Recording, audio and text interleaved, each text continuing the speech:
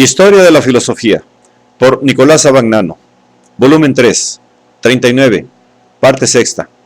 La filosofía del romanticismo. Capítulo 5, Hegel, 570. La formación del sistema. Los escritos de juventud de Hegel comprenden su producción literaria desde 1793 a 1800, producción que quedó inédita y cuya importancia para entender la personalidad del filósofo ha sido puesta en claro solamente en época reciente. Estos escritos son de contenido teológico o político y revelan con mucha claridad la naturaleza de los afanes que desde el principio dominaron la actividad filosófica de Hegel.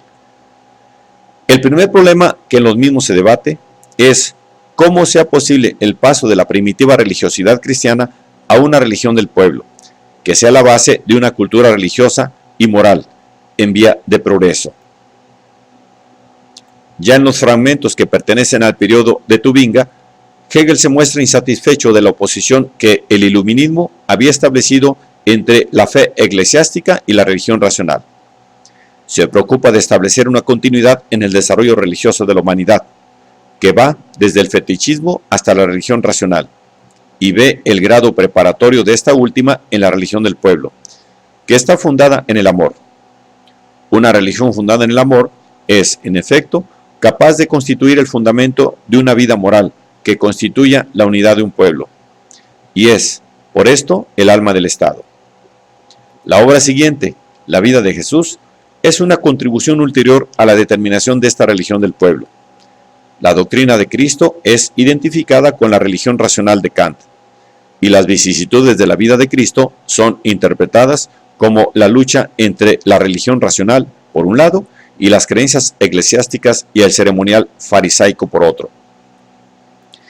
En el ensayo sobre la relación de la religión racional con la religión positiva, Hegel se pregunta de qué manera la religión de Cristo ha llevado a una fe positiva e histórica fundada en la autoridad.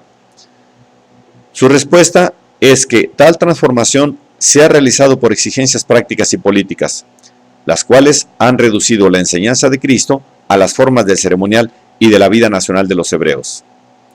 Otros fragmentos sobre la religión del pueblo muestran la constante preocupación de Hegel en este periodo. Hacer de la religión racional, que se ha afirmado por primera vez en la doctrina de Cristo, una religión del pueblo que sea el fundamento de la vida política, sin que por ello venga a caer en la religiosidad externa de la fe eclesiástica. Durante su permanencia en Frankfurt, 1797, el pensamiento de Hegel se orientó más claramente hacia el panteísmo, sobre todo por la influencia ejercida sobre él por Fichte y Schelling. Aparece en los fragmentos de este periodo lo que debía ser el tema de toda la filosofía hegeliana: la unidad de Dios y del hombre. Esta unidad ha sido expresada por el cristianismo con el amor.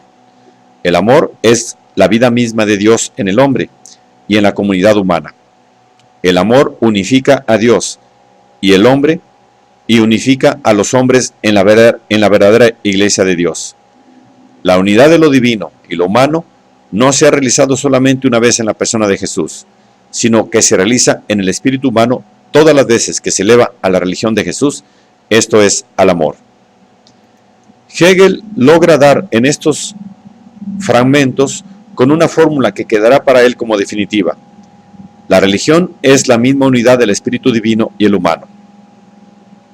¿Cómo podría reconocer el espíritu lo que no fuera espíritu? La relación de un espíritu con otro espíritu es sentimiento de armonía y de unidad. ¿Cómo podrían unificarse las cosas heterogéneas? La fe en lo divino es posible solamente en cuanto en el creyente mismo está lo divino, que se encuentra a sí mismo y su propia naturaleza en que cree, aunque no tenga conciencia de que este hallazgo sea su misma naturaleza. Hegel, sin embargo, cree que esta unidad, real en forma de sentimiento, no se puede expresar en el lenguaje de la reflexión. El lenguaje objetivo de la sensibilidad y del entendimiento es distinto del que tiene la vida misma. Lo que en el reino de la muerte es contradicción, no lo es en el reino de la vida. En un escrito sobre el destino de Jesús, se presenta otro rasgo fundamental de la filosofía de Hegel: la necesidad de unificar lo ideal y lo real, y, Por tanto, la tendencia a considerar como vacía cualquier idealidad que no se transforme en realidad.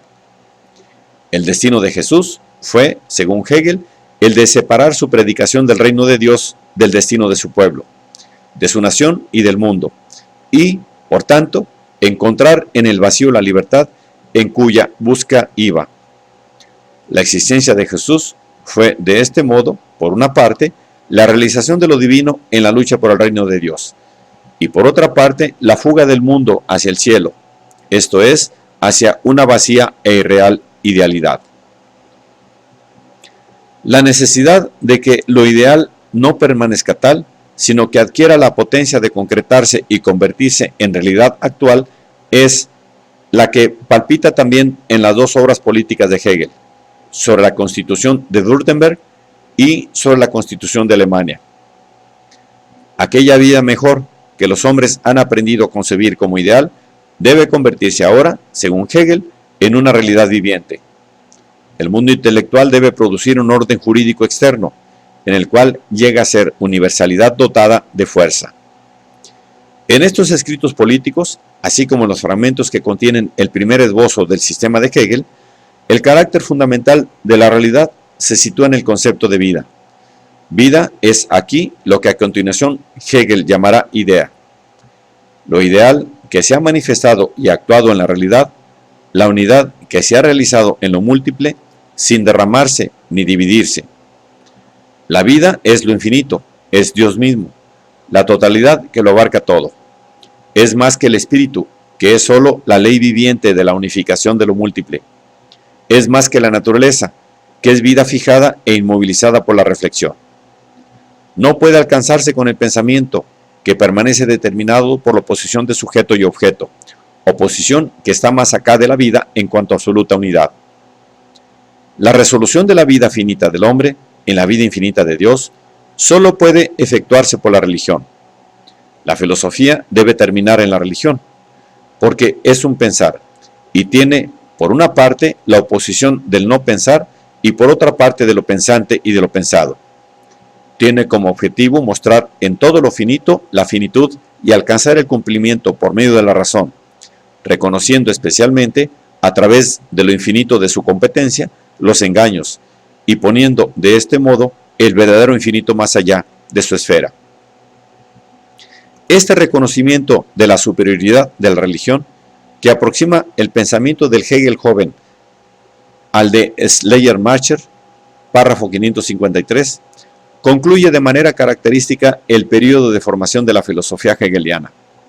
En la religión, Hegel ha reconocido la unidad de lo finito y de lo infinito, y el principio de realización de esta unidad en la vida social.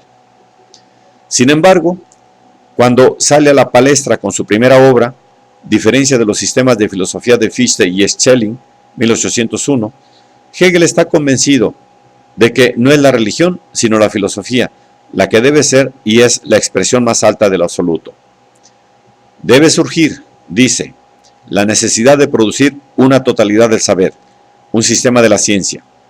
Solo con esta condición, la multiplicidad de las relaciones se ve libre de la accidentalidad, en cuanto reciben su puesto en el conjunto de la totalidad objetiva del saber, y alcanzan su objetiva realización. El filosofar, que no se construye como un sistema, es una fuga continua de las limitaciones, es más una lucha de la razón por la libertad que un puro autoconocimiento de ésta. Autoconocimiento que se ha convertido en seguro de sí y claro acerca de sí mismo. La razón libre y su hecho son una única cosa, y su actividad es su puro representante. La necesidad de una ciencia absoluta que sea el autoconocimiento de la razón absoluta, esto es, de la realidad infinita, se propone aquí claramente, precisamente al comienzo de la actividad filosófica pública de Hegel.